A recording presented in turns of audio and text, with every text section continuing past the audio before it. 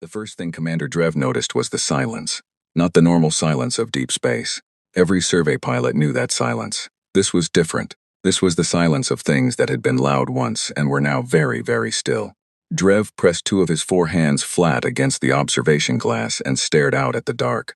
Something was wrong with the stars. They were blocked. Not by a planet or a moon or a gas cloud, blocked by shapes.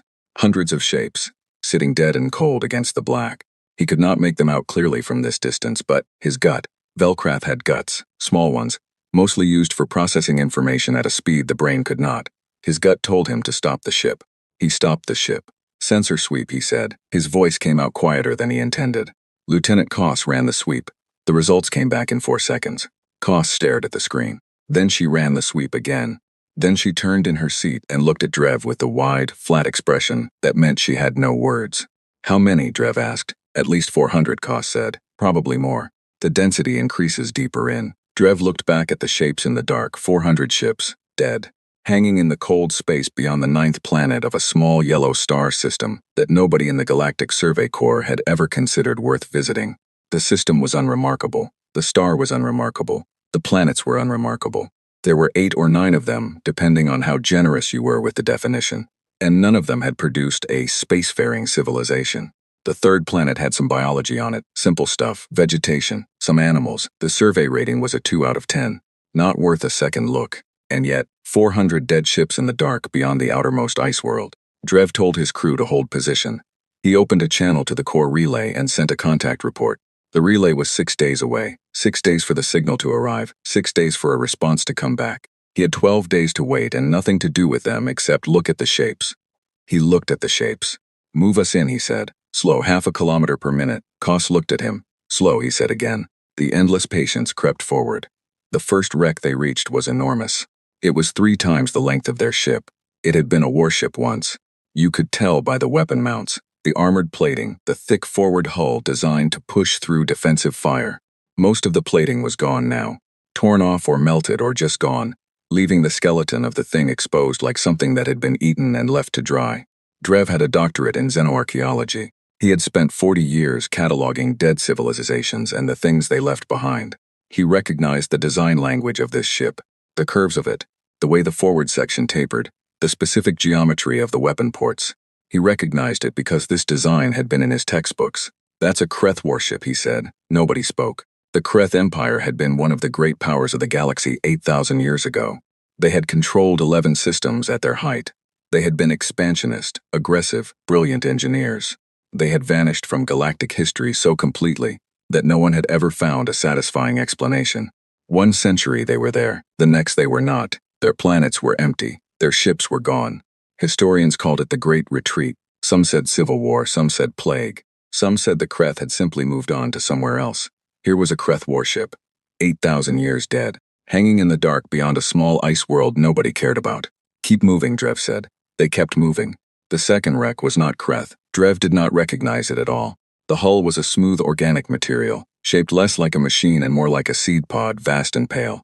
The technology suggested something very old, much older than the Kreth ship. The sensor readings were confused by the material, old alloys, old composites, things that did not match any entry in the core materials database. Koss pulled up what she could from the records. She searched for hull materials matching the readings.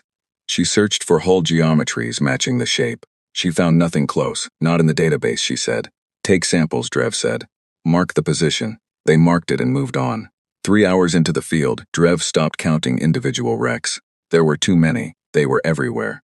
Some were enormous, clearly capital ships of immense power. Some were small, escort ships or fighters, clustered in dead formations around the larger ones as if they had been trying to protect something, and had failed. Some wrecks had been blasted into fragments, just spinning clouds of debris that the sensor array had to pick apart to understand. The variety was staggering. 12 different hull materials, 7 different propulsion signatures burned into old exhaust trails that still left faint chemical traces in the vacuum. Weapon types that Drev could identify and weapon types that he could not. Ship designs from cultures that were in the history books and ship designs from cultures that were not, which meant either the database was incomplete or these ships had come from civilizations that were so old no record of them had survived anywhere. He counted 11 distinct species in the first sweep. The second sweep gave him 16. What happened here? Pilot Fen asked. Fen was young. This was only his third survey posting. He had never seen anything like this, but then nobody had ever seen anything like this. A battle, Koss said. Not one battle, Drev said. Look at the oxidation states on those older hulls. Look at the decay profiles. These ships did not all die at the same time. He pointed at the pale seed pod shape from before. That wreck is at least 15,000 years old by the surface analysis. That Kreth ship back there died 8,000 years ago. Those three over there. He pointed at a cluster of jagged angular ships that looked like they had been built by someone who had never believed in right angles.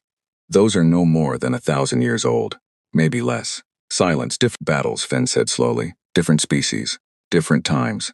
Over 15,000 years, Drev said. He let that sit in the air of the cabin. 15,000 years of ships coming here and dying here. Different civilizations, different eras, different technologies. All of them ending up as wreckage in the cold dark beyond the ice world of a nobody star system. Something had killed them all. Something was still here. They found it 2 hours later. It sat at the center of the graveyard, the way a stone sits the center of a frozen pond. Everything around it was death and drift. It was not dead, and it was not drifting. Drev had thought, approaching, that it would be a planet, a heavily fortified moon, perhaps. Something natural that had been built upon. He had been trying to build a theory around what kind of natural geography could serve as the anchor point for 15,000 years of killing. It was not natural, it was built. The structure was difficult to look at, not because it was ugly, because the scale of it was wrong. His brain kept trying to assign it a size and kept revising upward. It took him 3 separate sensor sweeps before the number settled, and even then it did not feel real. The main structure was 60 kilometers across. The outer defensive platforms, there were dozens of them, extending in a wide perimeter, added another 40 kilometers in every direction. The whole complex was larger than some moons. It was dark, no running lights, no energy emissions, no heat signatures above the ambient temperature of deep space. The sensor array found metal and composite and something else, a material it could not classify, in quantities that were almost beyond measuring, but no power, no activity. It looked dead. It looked like everything else out here. Drev did not believe it was dead for a single second. What is it? Fen asked. A fortress, Drev said, because it was. Whatever else it was, whatever civilization had built it, whatever purpose it had served or still served, it was shaped the way only military things are shaped. Thick, layered, built to receive damage and keep standing. The outer plating, even darkened by age and scarred by what must have been thousands of years of battle, still conveyed mass, still conveyed solidity. This was something that had been built by someone who had decided it would not be moved and had then committed extraordinary resources to making that true. The weapon systems alone. Drev counted the weapon emplacements he could see and stopped at 200. Because the number was making him feel a specific kind of small that he did not enjoy. The weapon systems are cold, Koss said, dormant. Whatever power source it uses, there's no energy flowing to the weapons. That's something, Fen said. Is it? Drev asked. The young pilot thought about that and said nothing. There were marks on the hull. Drev had them magnified. Koss put them on the main screen and they all looked at them for a long time. Not damage marks, not corrosion. These were deliberate. Cut into the metal, or whatever the outer surface was made of, with precision. A language, a writing system. Geometric and angular, built from straight lines and specific angles that repeated in patterns Drev recognized as the kind of patterns all writing systems made. The visual signature of recorded meaning. He did not recognize the script. He fed it into the linguistic database. The database contained 412 known writing systems from 69 different species cultures, living and extinct. It searched for a match. No match found. Unknown script. Koss read from the screen. Pull the closest visual approximates, Drev said. The database offered 3 possible matches. Visual similarities only. No linguistic correspondence. The first was a dead trading script used by a minor species from the outer arm, extinct for about 9,000 years. The second was a ceremonial marking system from a civilization that the historical record named only as the Builders. A species so ancient that nothing was known about them except that they had apparently constructed several megastructures before vanishing. The third was flagged as speculative, a script fragment recovered from a single damaged artifact in a museum collection, origin unknown. Drev looked at the marks on the fortress wall, geometric, angular, precise, cut by something that understood exactly what it was doing. Cut by something, some being, some hand, some mind, that had looked at this fortress and decided to write on it. Were they boasting? Were they warning? Were they logging something, the way a traveler cuts marks into a stone to count the days? He did not know. I want a full recording of every mark visible on the outer hull, he said. Full detail, every angle. We'll send it with the contact report. He looked at the fortress. He thought about the ships behind him. Hundreds of ships, 16 species minimum, 15,000 years of dead. All of them had come here. None of them had gone home.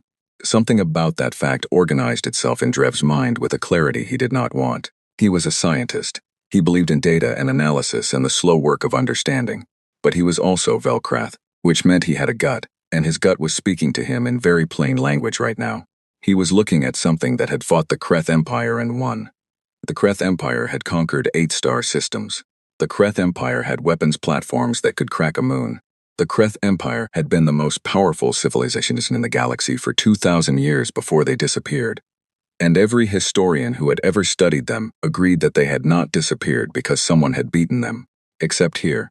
Whatever this fortress was, whatever had built it, something had beaten them here. And it had beaten everyone else who came after. 16 species, possibly more, across 15,000 years.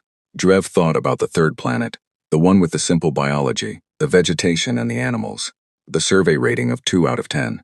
He thought about the alignment. The fortress sat at a specific position relative to the star system, not random, not accidental.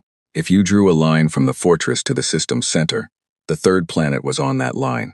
He thought about that for a long time. His contact report was going to be the most important document any Survey Corps officer had ever sent. He began writing it in his head. He started with, "We have found something, and I do not have adequate words for what it is, but I will try."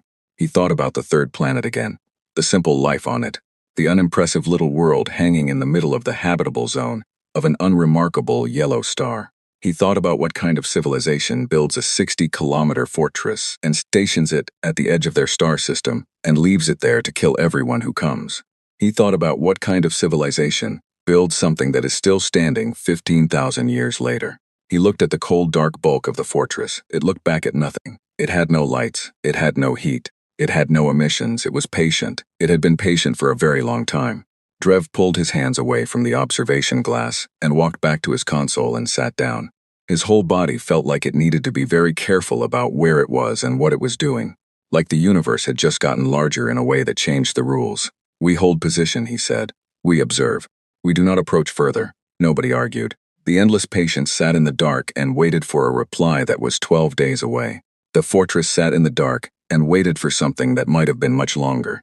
The contact report reached the Survey Corps relay station at 0340 Standard Time, which meant the duty officer who received it was tired and under-caffeinated and had been watching a recorded drama for the last 3 hours. Her name was Coordinator Fess. She was Orvani, which meant she had 4 eyes and no patience for things that disrupted quiet night shifts. She opened the report because it was flagged urgent. She read the first paragraph. She put down her drink. She read the first paragraph again. Then she opened the priority channel to the Corps director and called him at home and told him he needed to read something. And no, it could not wait until morning. The director read it. He called the High Survey Council. The High Survey Council called the Galactic Assembly Liaison. The Galactic Assembly Liaison was at a dinner party and stepped outside to take the call and never went back inside by the time Commander Drev received his reply. 12 days later, the contact report had already passed through 47 different offices across 9 species governments. It had generated 112 internal memos, 2 emergency council sessions, and a classified military assessment that 7 different admirals had signed off on with hands that were not entirely steady. The reply to Drev was short. It said, "Hold position, do not approach, do not attempt communication. Reinforcements en route, estimated arrival 40 days. At the bottom, added by someone whose name was redacted, were 4 words. "You did right, Commander." Drev read it twice. He folded it. He went back to the observation window and looked at the fortress. 40 days.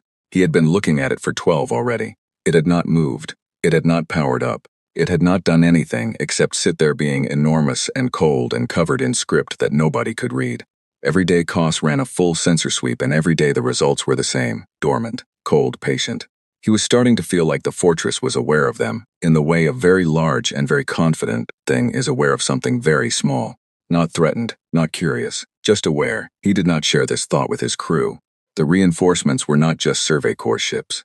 Drev had expected maybe 3 or 4 vessels, a senior archaeologist, some specialist equipment, maybe a small military escort, because the Corps had protocols about sites that might contain active weapon systems. What arrived on day 41 was a fleet, 40 ships, 20 of them were Velcrath Navy, 8 were Orvani Science Directorate vessels. 4 flew the banner of the Tharn Collective, who had not cooperated with anyone on anything in 60 years, but had apparently made an exception. The rest were a mix, Sendul, 2 species Drev had only ever read about in diplomatic briefings, all of them stopping their ships at the edge of the graveyard, all of them going quiet as the sensor sweeps came back. The fleet commander was Admiral Sorev. She was old, even by Velcrath standards, and she had the kind of face that had spent decades making fast decisions and was very good at not showing what those decisions cost. She came aboard the Endless Patience because it was the only ship that had been here long enough to know anything, and she sat across from Drev and read his full report, expanded one, the one he had spent 40 days writing and refining, without saying a word. When she finished, she looked up at him. "How many distinct species in the wreckage?" she asked. 22 confirmed, he said. "We believe there are more that we have not identified. The oldest debris may belong to civilizations with no surviving record." She nodded slowly. "The Kreth. Yes, we always believed the Kreth simply left," she said. "That they found something more interesting and moved on." "Some of them did," Drev said. "Or tried to. The ships in the graveyard represent only a portion of their military capacity at the time of their disappearance. They sent a war fleet here, Admiral, not their whole civilization. Whatever happened to the rest of the Kreth, some of them came to this star system with warships and did not return." Sorov looked at the report. She looked at the image of the fortress on the screen beside her. "And it is still cold," she said. "Still cold," he said. "The xenolinguists arrived on day 43. There were 6 of them, 3 species, and they set up their equipment in the largest cargo bay of the fleet's science vessel and began working on the script from the fortress hull. They had Drev's recordings, which were detailed. They had every known writing system in every database any of the assembled species governments maintained. They cross-referenced, compared, pattern-mapped, and argued with each other in 3 different languages. On day 47, their lead researcher, a very thin Orvani named Dr. Was, came to Admiral Sorov with a preliminary finding. The script was not in any database, but there were fragments, not of this script, but of something related to it, in the recovered archives of the Kreth. The Kreth had kept records, and those records had survived in partial form in 3 different galactic museums. In those records, the Kreth made references to a species they had encountered at the edge of what they called the Empty Quarter, the region of space they believed to be uninhabited and of no strategic value. The Kreth had a name for this species. It translated roughly, with all the uncertainty that came from translating a dead language, as something between the stubborn ones and those who will not fall. The Kreth records indicated this species had been contacted twice. The first contact had been an attempt at negotiation. The Kreth wanted access to the empty star system for resource extraction.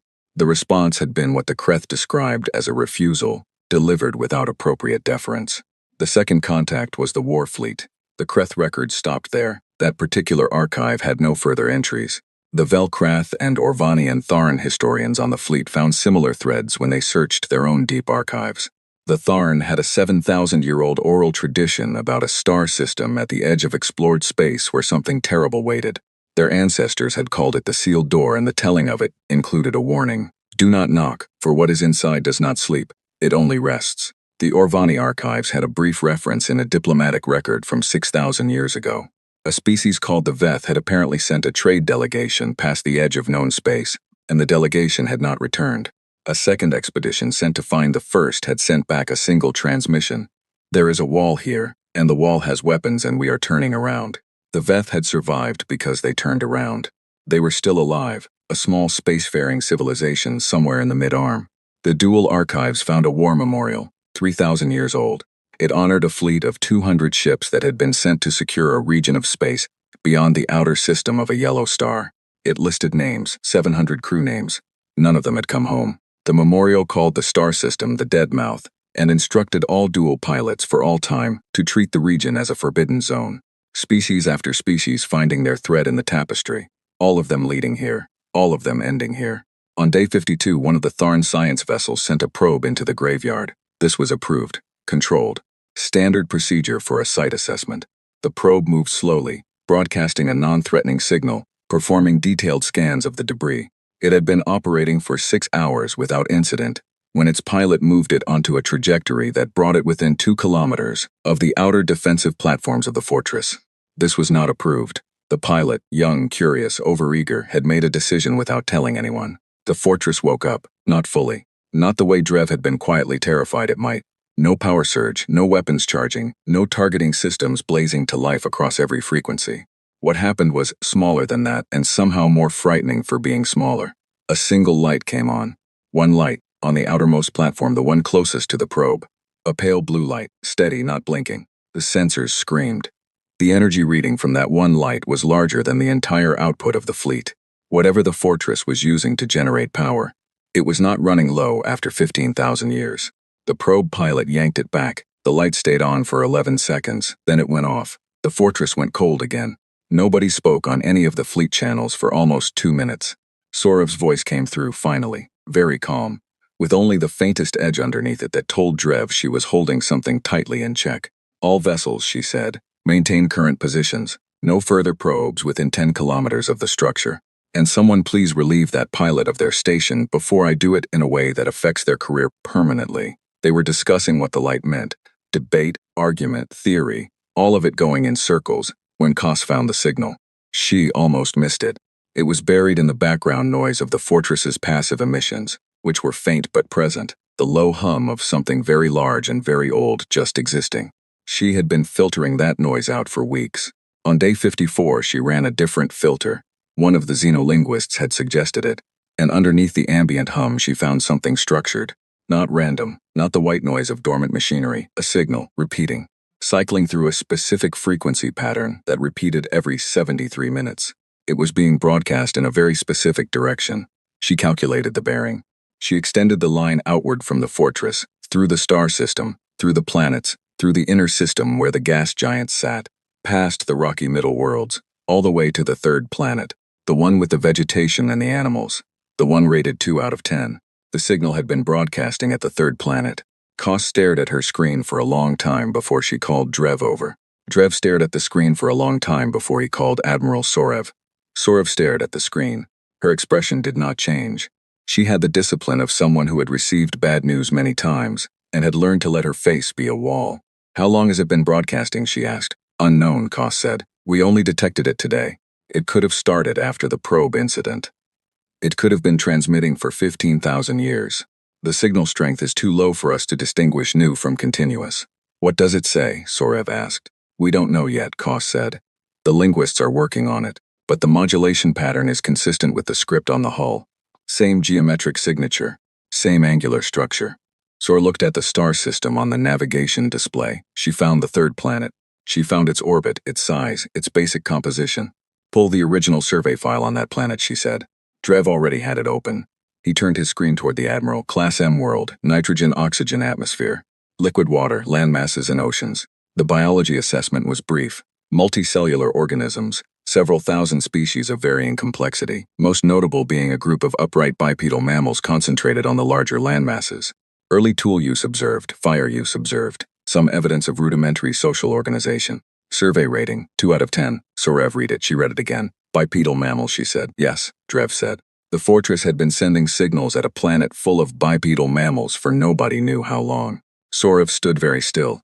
Drev thought about what he had not said out loud since day one, what he had been not saying carefully, and with effort for 54 days. The thing that kept sitting in his mind. Every time he looked at the fortress and thought about what kind of civilization builds something that does not lose. He thought about the script on the hull. Geometric, angular, not in any database.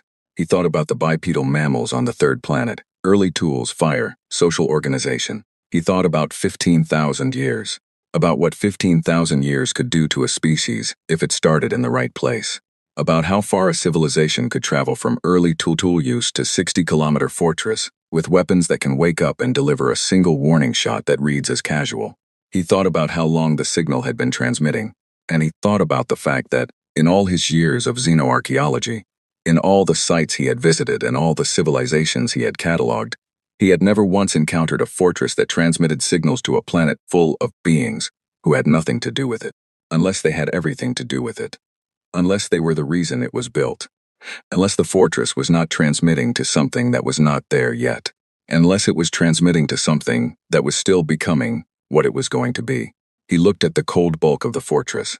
He thought about patience. He thought about what an architect builds when they believe with enough certainty in the future to construct something designed to wait for it. He thought about what you would have to believe about your own children's children's children, stretched out across 15,000 years, to leave them a fortress. Admiral Sorev said very quietly. I think we need to talk about the third planet. Drev said nothing. The fortress said nothing. It had been saying nothing for 15,000 years, and it had been absolutely right to do so. The Galactic Assembly met in emergency session on the 61st day. The chamber held representatives from 31 species governments. It was a large room built for large disagreements, and it had seen both in its 400-year history. But the people sitting in it now had a specific kind of quiet about them that the chamber had not seen before. Not the quiet of disagreement. The quiet of people who are trying to decide something that frightens them and are pretending, for the sake of their own dignity, that they are not frightened. The session lasted 9 hours. The debate was long, and the debate was circular, and it kept coming back to the same two positions, the way all genuinely hard arguments do, because both positions were reasonable, and neither was fully right. The first position was this: the fortress was dormant. It had been dormant for an unknown but very long time. It had delivered one warning signal when provoked, and when the provocation stopped, it had gone dormant again. This was consistent with a defensive system, not an aggressive one. A defensive system that had been built to protect something, and was still, after 15,000 years, protecting it. The correct response was caution, study, and patience. If the signal to the third planet was relevant, the correct response was to understand why before acting. The representative making this argument was Velkrath. Specifically, it was Admiral Sorev, who had been recalled to make her report in person, and who stood at the floor of the chamber with the kind of posture that said she had slept badly for 61 days, and was not particularly interested in being disagreed with. The second position was this: the fortress was a weapon of unknown capability, unknown origin, and unknown intent, sitting in the middle of a killing field that documented 15,000 years of offensive military action against anyone who came near it. The single warning shot had been delivered with energy output that exceeded the entire assembled fleet. The fleet, 40 ships, 9 governments, and the fortress had matched that with one light that lasted 11 seconds. What happened when it used all of its weapons? What happened when it decided the Assembly's fleet was no longer welcome in the graveyard? Every civilization that had ever come here was dead or had retreated and never come back. The correct response was to destroy it, for it destroyed them. The representative making this argument was Tharn. His name was High Counselor Vreth, and he was very old, and he had the specific intensity of someone who had spent his career being right about things others ignored. The oral tradition of my people, Vreth said, says do not knock, for what is inside does not sleep, it only rests. We are knocking. We have been knocking for 61 days. We have 40 ships sitting in the killing field. The only question that matters is whether we have the capability to destroy it before it wakes up fully and adds our fleet to its collection. Sorev looked at him from across the chamber floor.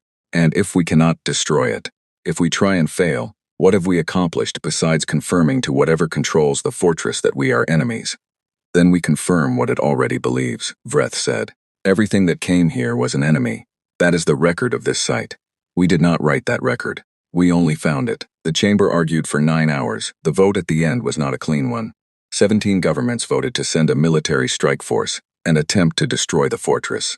11 voted for continued observation and study. 3 abstained, which in Galactic Assembly terms meant they thought both options were bad and wanted to be on record as having said so. 17 was enough. The strike force would be assembled.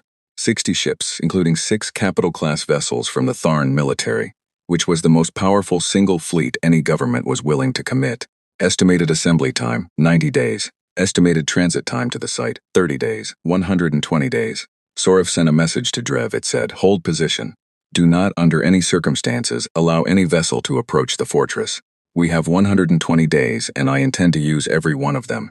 Drev read the message. He looked at the fortress. He thought the fortress was not going to care about their timeline. He thought that but did not say it. On day 70, the xenolinguist broke the signal. Not fully, partially, enough. Dr. Was had been working on the transmission from the fortress for 16 days with 4 other linguists and an AI system built specifically for cryptographic language analysis. The signal was not a simple transmission. It was layered. The outermost layer was a mathematical sequence. Primes, geometric progressions, the kind of pattern that any sufficiently developed intelligence would recognize as deliberate. Below that was a phonetic key, structured like a dictionary, pairing sounds to symbols from the hull script. Below that was the message itself. The mathematical layer was designed to be solvable. It was an invitation to keep digging, a way of saying, if you are smart enough to find this, you are smart enough to go further. The phonetic key had taken most of the 16 days. The message itself, once they had the key, took 4 hours. Was brought the translation to Drev and Sorev together. He set it on the table between them. Neither of them picked it up immediately. Then Sorev reached out and took it. The translation was not long. The original message, in the script on the hull and in the signal both, was brief by the standards of any civilization's important documents. It said, "This place belongs to those who made it. We are gone, but we are not gone. We have left what we were so that what comes after us will know where to stand. The system is ours. The wall stands. If you are reading this and you are not ours, understand what the graveyard means. It means we do not move. It means we have never moved. It means we will not move. If you are reading this and you are ours, we are sorry we were not here. Stand where we stood. The wall knows you." Sorev read it twice. She put it down. "The wall knows you," she said. "Yes," Was said that phrase. "The wall knows you. That is a recognition system. That is what we believe." Sorev looked at Drev. Drev looked back at her. The thing neither of them had said out loud for 70 days sat between them now with the translation as evidence. "The survey data on the third planet," Sorev said. "How old is it?" Drev had already checked. He had checked it on day 54 when Kos found the signal, and he had checked it again on day 60 and again 3 days ago, when the linguistic team started making progress. "The original survey was conducted 212 years ago," he said. "Standard flyby, no detailed assessment. The bipedal mammal notation was made by the survey drone's automated biological scanner. There has been no follow-up survey. 212 years. In 212 years, a species with early tools and fire and rudimentary social organization could do a great deal. Or nothing at all. Most species with early tools and fire and rudimentary social organization did nothing at all for a very long time. Tens of thousands of years of very slow progress, but some did not, some moved fast. "We need a current assessment of the third planet," Sorev said. "We sent a scout drone yesterday," Drev said. "It will reach the inner system in 11 days. Sorev nodded. She picked up the translation again. She read it a third time. "The wall knows you. A recognition system built into a 15,000-year-old fortress. Waiting. For what? For whom?" The scout drone reached the inner system on day 81. Its automated systems began a standard biological survey of the third planet. It swept the atmosphere, analyzed the surface, categorized the land masses and water bodies, and the distribution of life forms across both. The report it sent back was not what anyone expected. The third planet was not primitive. There were cities, thousands of them, on every landmass, connected by networks of infrastructure visible from orbit. There was industry.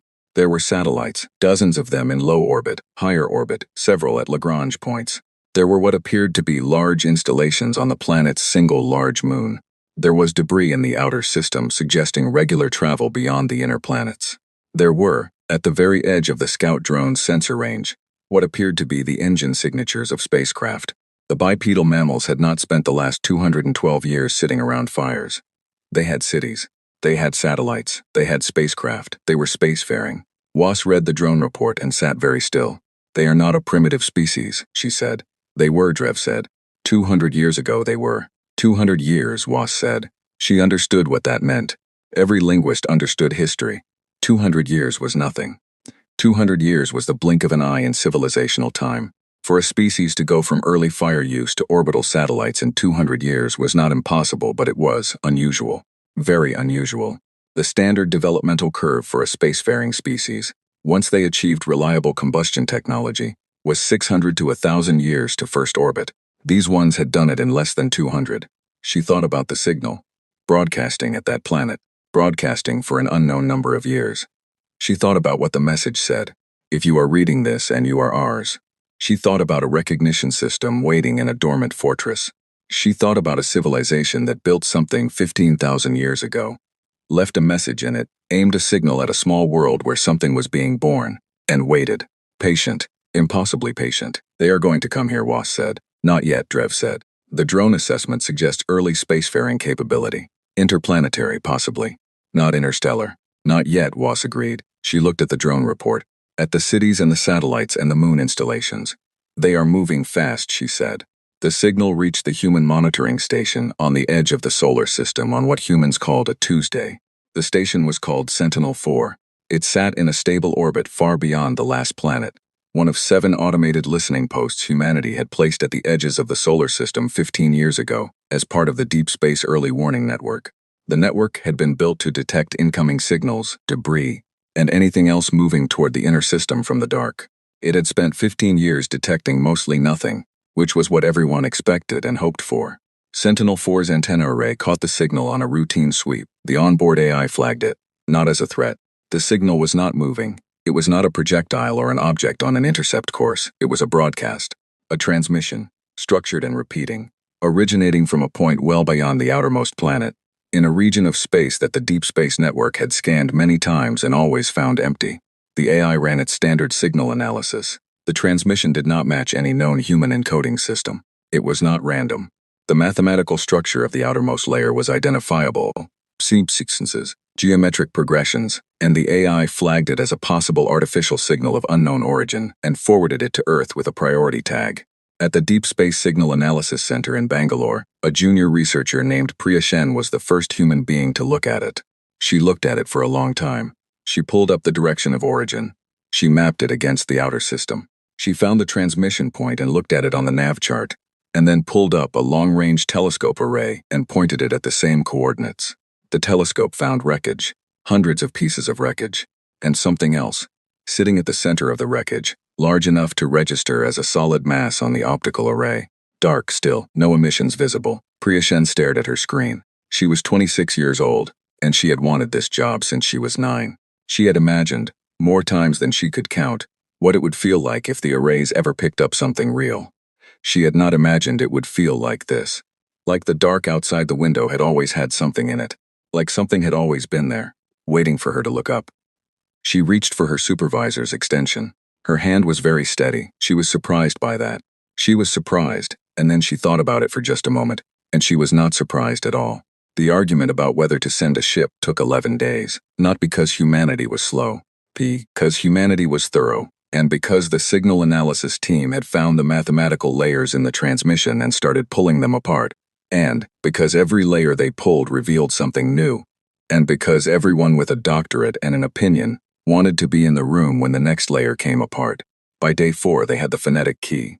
By day 7, they had a working translation of the outermost message. By day 8, the argument stopped being about whether to send a ship and started being about which ship and who would be on it. The translation had done that. Specifically the last 4 words of it. The wall knows you. That phrase had gone through the xenolinguistics team, then the signal analysis team, then 3 different government science committees, and finally the United Earth Space Agency director, who read it at 7 in the morning with a cup of coffee and sat quietly for a long time, before calling her deputy and saying, "We are going to need a ship." The ship they sent was called the Ganges. It was not a warship. Humanity had warships, small ones, built in the last 40 years as the solar system got busier, and the outer colonies required protection from the occasional disagreement about mining rights. The Ganges was not one of those. It was a deep space research and survey vessel, the best one Earth had. Fast, well-equipped, built to go far and stay out for a long time. The crew was 8 people. Commander Yara Osi was in charge. She was 43, Nigerian-Canadian, and had spent most of her career surveying the moons of the gas giants. She was the kind of person who read a situation quickly and spoke only after she had something worth saying. Her crew respected her, which in the close quarters of a deep space ship was the only currency that mattered. The science lead was Dr. Marcus Webb. He was British, 51, and had built his career on xenolinguistics, despite the fact that until 3 weeks ago there had been no confirmed xenolinguistic material to work with. He had spent decades preparing for a moment everyone told him would never come, and he had the specific energy of a man who had been right about something for a very long time, and was now being given the evidence to prove it. He slept 4 hours a night and talked constantly. The rest of the crew were engineers, pilots, a medical officer, and a system specialist named Hannah Cho, who had the quiet competence of someone who had fixed every possible thing that could go wrong on a spacecraft and was ready for the things she had not thought of yet. They left Earth orbit on a Thursday. It took them 19 days to reach the outer system. Nobody had told them about the alien fleet. This was not an oversight. It was a calculation made by several committees who believed, probably correctly, that informing a crew of 8 civilians that they were flying toward a site currently occupied by 40 warships from 9 extraterrestrial governments might affect their willingness to go. The mission brief described the signal, the transmission coordinates, and the mathematical structure of the message. It described the size of the object at the coordinates. It did not describe the graveyard. It did not describe the assembly of alien vessels holding position at the edge of it.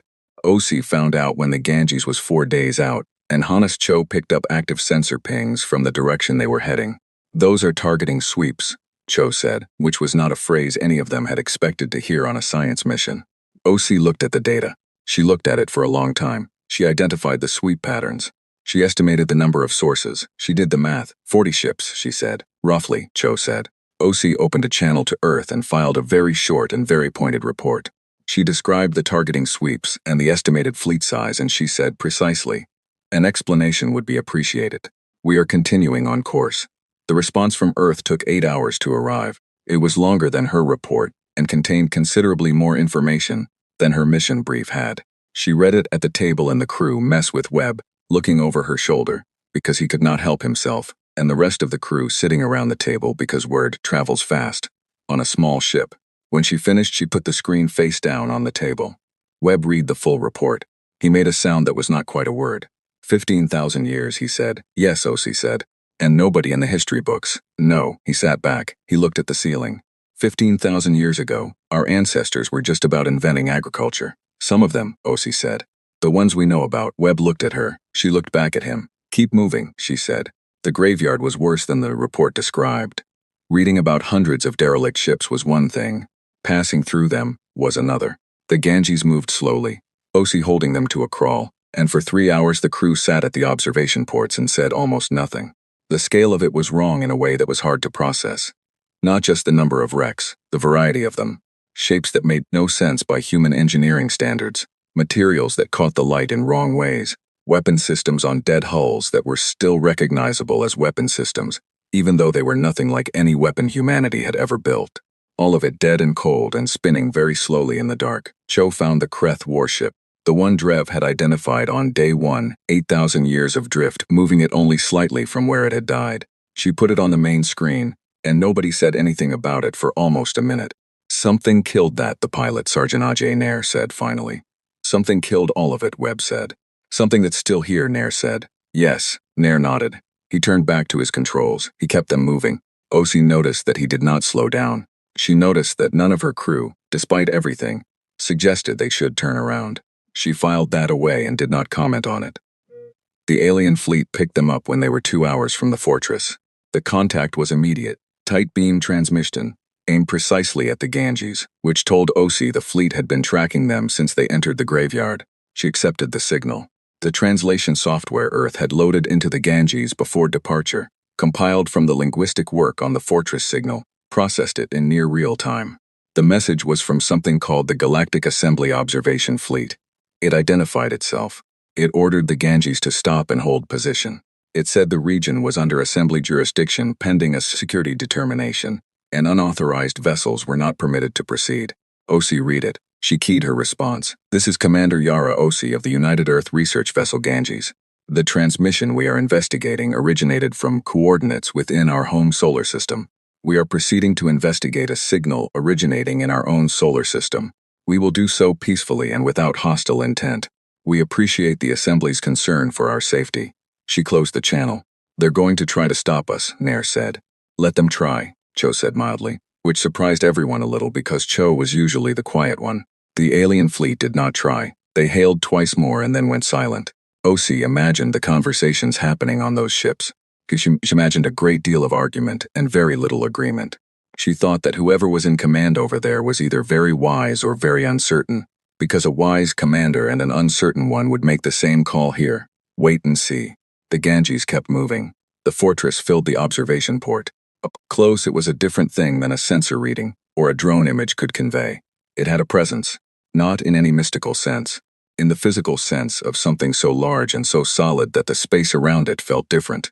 The way a mountain changes the feeling of a valley, not by doing anything, but simply by being there. OC held them at 5 kilometers. She looked at the weapon emplacements. She counted the defensive platforms. She read the script on the hull, in the telescope feed. The same geometric angular marks that Webb's colleagues on Earth had been working on from the drone data. Up close, she could see how deep the cuts were, how precise. not the work of automation. The work of something with hands and intention. It's dark, Nair said. No power signature. The alien fleet said it woke up when they got too close, OC said. We're close, Nair said. We are, she said. She opened a channel on the frequency the transmission had been using. She did not know what to say. She thought about what the message had said. She thought about the last 4 words. She said, "This is the Ganges out of Earth. We received your message." The silence after that lasted 11 seconds. Then the fortress lit up, not a single warning light, all of it. Every platform, every emplacement, every surface, flooding with a steady blue-white light that made the surrounding dark look even darker by contrast. The sensor board screamed. Webb grabbed his console. Nair's hands were on the controls. "Weapons?" Osi asked, her voice level. "No," Cho said, reading fast. "No weapons charging. Power is up across the whole structure, but it's not combat configuration. It's more like..." She stopped. She looked at her screen. "It's like it just woke up. Full systems. Running diagnostics. It's running diagnostics. Like a ship that just came out of standby." "How long was it in standby?" Webb asked. Nobody answered because nobody knew, but everybody thought about it. A door opened in the hull. Not a weapon port. Not a defensive system cycling up a door. A large one, clearly designed for a ship to dock with. Set into the main structure in a position protected on 3 sides by the fortress's own bulk. The Ganges sat there for a moment. "It opened a door for us," Nair said. "Yes," Osi said. "We're going in," Nair said. "Not a question. We're going in," she confirmed. The docking bay inside was large enough to hold 20 times the size of the Ganges. The air was breathable. That was the first thing the sensors confirmed, and it was the thing that made Webb sit down heavily in his seat, because it meant whoever built this had known who was coming. You did not fill a bay with a nitrogen-oxygen atmosphere by accident. You did it because you knew what was going to dock there. The gravity was standard Earth gravity. The temperature was 21 degrees Celsius. The lights that came on when they stepped off the ship were tuned to a wavelength that human eyes found comfortable and clear. "They built this for us," Webb said. "They built this for someone like us," Osi said. "No," Webb said quietly. "Look at the door height. Look at the proportions of this space. Look at where the lights are positioned." He turned slowly, taking it all in. "They built this for bipedal beings of approximately human height, with eyes approximately where our eyes are." Nobody argued with him. They went deeper. The records room was at the heart of the fortress. It was not locked. The door opened as they approached. Inside, the walls were covered floor to ceiling in the angular script, but there were also images. Not photographs, not screens, something between the two. Surfaces that held images the way paper holds ink, fixed and permanent. The images showed people, human people, or close enough to human that the difference, if there was a difference, was invisible to OC's eyes. Bipedal. 2 arms, 2 legs, faces with 2 eyes and a nose and a mouth, dressed in clothing she did not recognize. Standing in front of ships she did not recognize. Standing in front of what was very clearly this fortress, still under construction in some of the images, complete and lit in others. Webb was pulling out his translation tools before OC said a word. He worked for 2 hours while the rest of the crew moved carefully through the room, documenting everything, touching nothing. At the end of 2 hours he called Ose over and showed her his screen. He had translated enough. The story was not complete. It would take months to translate fully. But the outline of it was there, cut into these walls 15,000 years ago, by people who had known they were leaving and had wanted what came after them to understand why. 15,000 years ago there had been a human civilization, not primitive, not early, advanced, spacefaring, spread across several worlds in this star system and into the nearest neighboring systems. Not an empire in the grand sense. The records describe something more like a network, many communities, many voices, held together by shared technology and shared history rather than by conquest. They had not been alone. The galaxy then as now was full of other civilizations. Most of those civilizations had looked at the small network of human worlds and seen something to be taken. Resources, space, labor something. The wars had been long. The records described them without self-pity and without dramatics. The way people who have been through terrible things sometimes describe them, plainly, because the weight of the event does not need decoration. The human civilization had nearly been destroyed.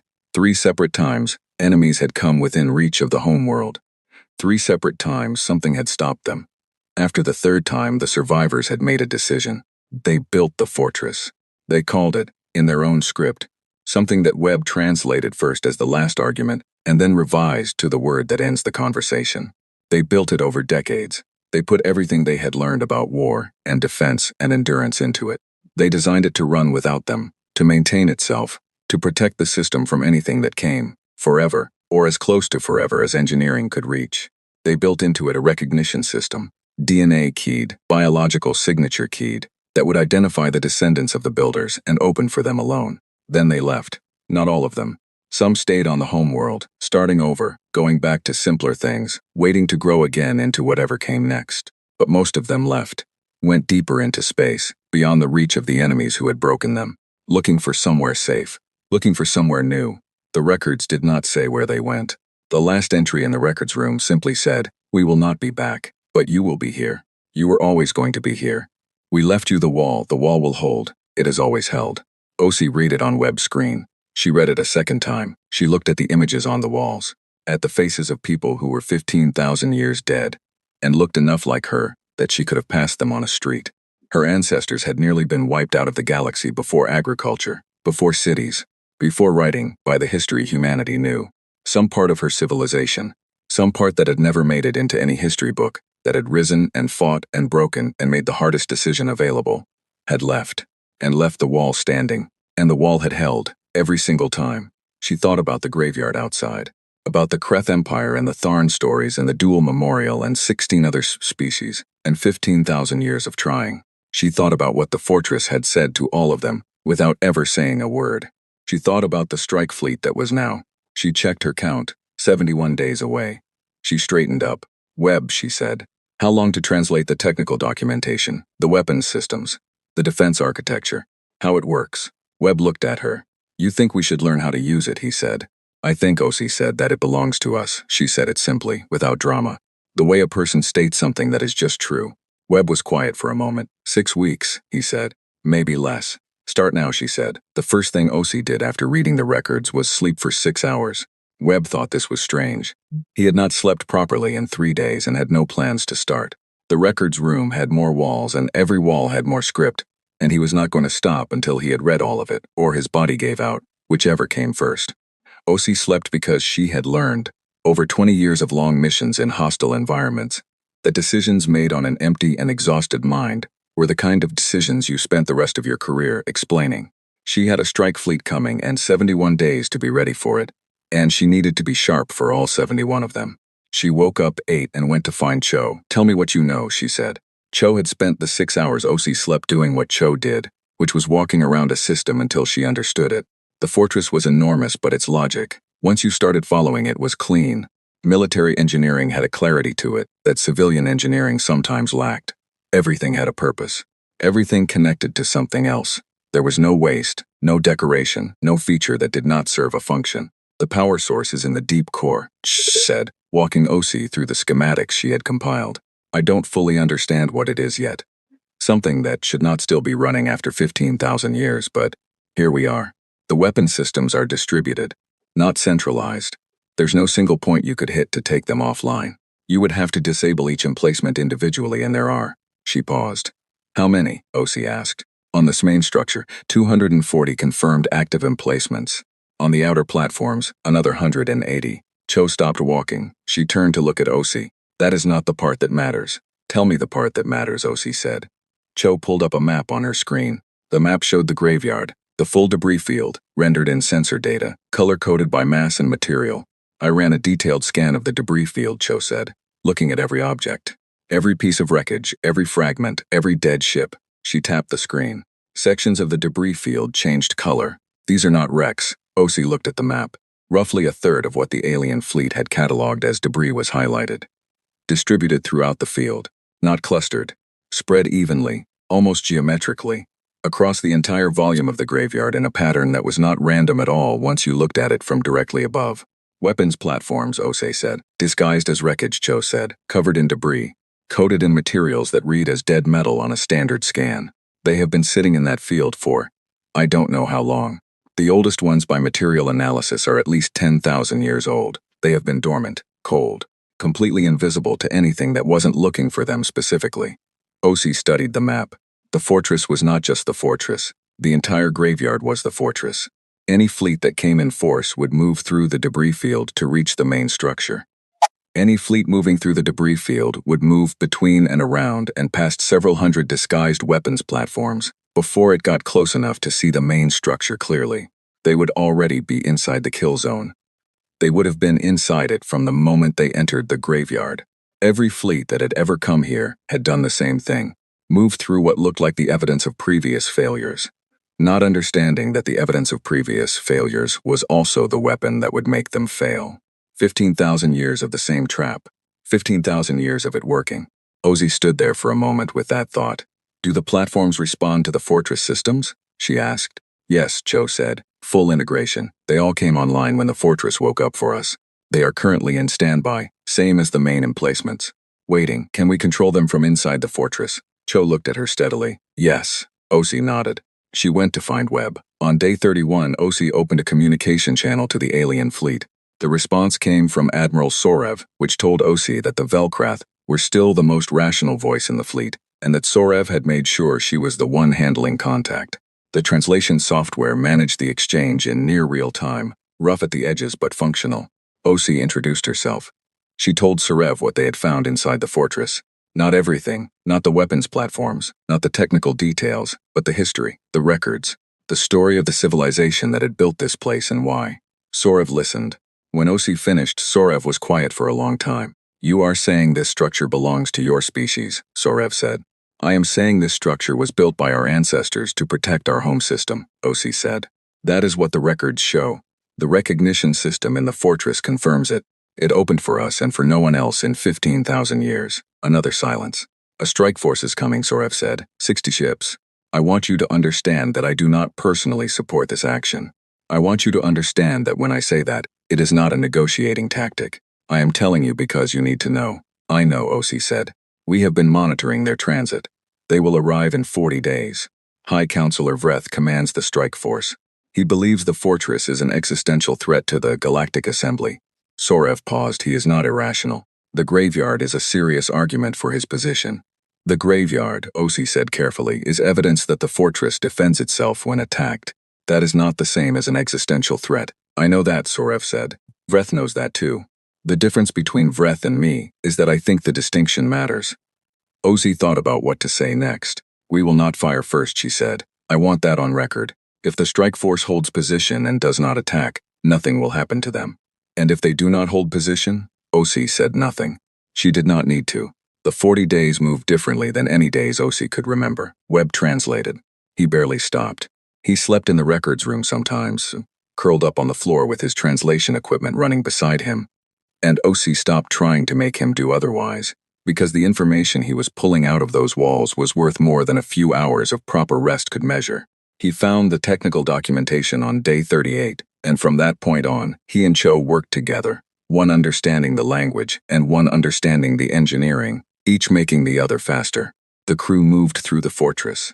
They learned it the way you learn a ship you are going to rely on, not just the systems, the shape of it, the way sound moved through the corridors, the specific light in specific rooms, the feeling of walking through something that had been built to last and had delivered on that completely. Nair spent most of his off hours in the docking bay, running his hand along the walls. He never explained why. Nobody asked. On day 39, Cho brought all the weapon systems fully online for a test cycle. She did it carefully, one system at a time, reading the response, calibrating. The energy output was staggering even at 20% capacity. She ran it for 4 minutes and then powered back to standby, and sat quietly for a while afterward. It works, she told Ozzy. All of it? Ozzy asked. All of it, Cho said. Every emplacement, every platform in the field, everything. 15,000 years, and everything works. She said the last part the way you say something that you cannot fully fit inside your understanding of the world. Not with awe exactly, with a kind of respect for the craft of it, for the people who had built something, and meant every word of what they built. The strike fleet arrived on day 41. 60 ships dropping out of transit at the edge of the system, moving in formation. The 6 Tharn capital vessels at the center of the formation the way the biggest stones sit at the center of a wall. Even from inside the fortress, the sensor readings were readable. Ozzy had Cho put them on the main display and looked at the fleet for a long time. 60 ships. She thought about what she was looking at. Then she opened the communications channel. High Counselor Vreth answered personally. He was older than she had expected from Sorev's description. His face had the texture of something that had survived a great deal, and had the marks to show it. He looked at Ozzy with the specific expression of someone who has been told an important piece of information, and is still deciding whether to believe it. Commander Ozzy, he said, The translation software made his voice flat but precise. "You are aboard the structure." "I am," she said. "You should evacuate to a safe distance," he said. "What we are about to do will leave nothing standing." "High Counselor," Osi said, "I want to show you something before you make any decisions." She nodded to Cho. Cho brought the external cameras up, full view of the debris field. Then she ran the scan overlay, the same scan she had run on day 31, highlighting everything that was not dead metal, everything that was waiting. She broadcast it to the strike fleet. On 60 ships, sensor operators and commanders and tactical officers looked at their screens and saw the graveyard reclassified in real time. Saw the debris field resolve into something that was not a debris field. Saw the weapons platform scattered through it like seeds in soil, evenly, deliberately, in a pattern that had a word for it, and the word was kill zone. The fleet channel went very quiet. Vreth looked at his screen. He looked at it for a long time. His face did not change, but something behind his eyes did. The specific change that happens when a person who has been confident about a plan realizes the plan was built on an incomplete picture. "Those platforms," he said, "have been dormant for up to 10,000 years, Osi said. They came online when we arrived. They are currently in standby. Every ship currently inside the debris field is within their operational range." She paused.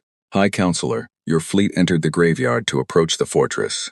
I want you to understand that the moment you crossed into the debris field, you were already inside the defensive perimeter." Silence. "You are telling me," Vreth said slowly, "that we are already inside it, yes, that every fleet that has ever come here was inside it from the start," Osi said. "Yes." Vreth was quiet for a moment that stretched. "They never had a chance," he said, "not a question." "The fortress does not attack," Osi said. "It has never attacked. Everything in the graveyard came here and chose to fight. The fortress simply made sure that choice had a permanent outcome." She kept her voice level, matter of fact, the way her ancestors had apparently written their history, without decoration, because the thing itself was enough. "I am not threatening your fleet, High Counselor. I am telling you that this structure does exactly what it was built to do. It has done it without fail for 15,000 years, and it belongs to us. If your fleet holds position and does not fire, nothing will happen to anyone. That is not a negotiation. It is a description of how this works." Vreth looked at her through the screen. She looked back. She was sitting in a chair inside a 60-kilometer fortress that her ancestors had built to make precisely this argument. And she was making it quietly, and she did not raise her voice, and she did not need to. Vreth said, "I need to consult with my commanders." "Of course," Osi said. She closed the channel. She sat in the quiet of the fortress and waited. The strike fleet held position for 4 hours. Then High Counselor Vreth opened the channel again. He looked, if anything, slightly older than he had 4 hours ago. "The assembly will require formal documentation of your historical claim," he said.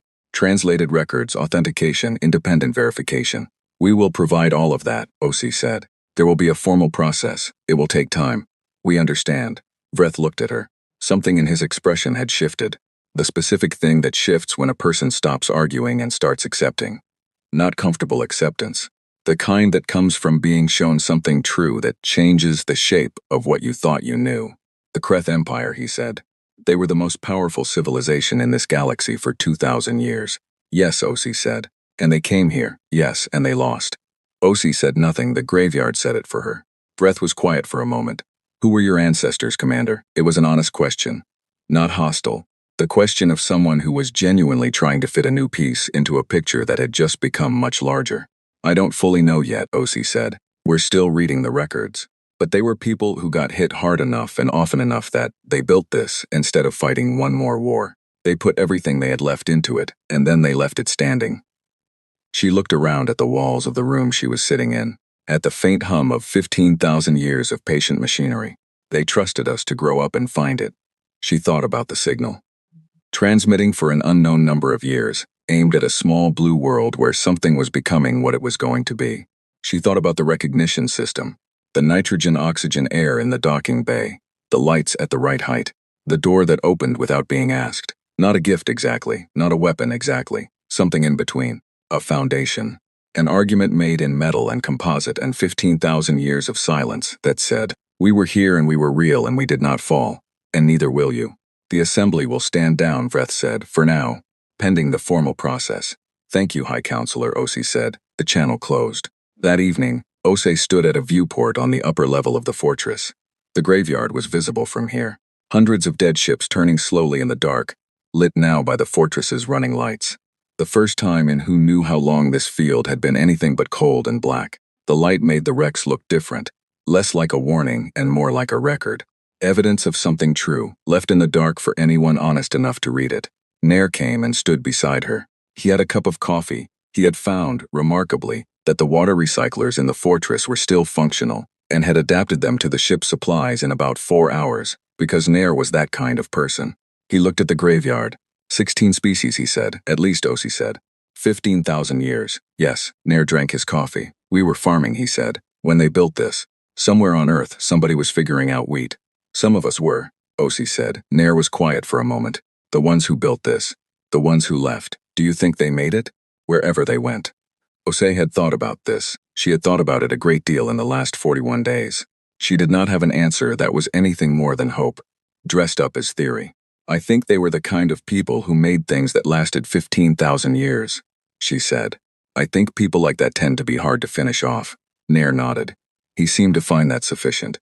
They stood there together in the light of the fortress, looking out at the old dead fleet of the galaxy's long history of trying, and at the stars beyond it, cold and countless and full of things that were still unknown. The fortress hummed quietly around them, patient, proven theirs.